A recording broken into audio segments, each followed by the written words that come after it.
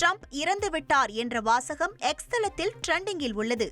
அமெரிக்காவில் மிக பிரபலமான தி சிம்ப்சன்ஸ் கார்ட்டூன் தொடரில் எதிர்காலத்தில் நடக்க இருப்பதை கணித்து கூறுவார்கள். அவர்கள் கூறியதில் பல நிகழ்வுகள் அப்படியே அரங்கேறிய நிலையில் ட்ரம்ப் இறந்து விடுவார் என சித்தரிக்கப்பட்டு பதிவுகள் இணையத்தில் பரவின.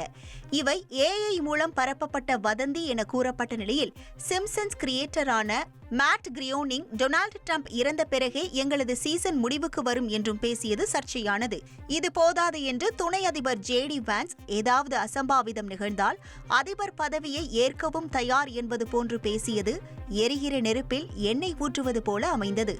மறுபக்கம் ட்ரம்பிற்கும் கால் மூட்டு வீக்கம், நரம்பு மண்டலம் பாதிப்பு போன்ற பல குறைபாடுகள் உள்ள நிலையில் வெள்ளியன்று அவர் வெளியுலகிற்கு வராமல் இருந்துள்ளார். இவை எல்லாவற்றையும் ஒப்பிட்டு ட்ரம்ப் இஸ் டெட் என்ற வாசகம் இணையத்தில் ட்ரெண்ட் ஆகிவிட்டன.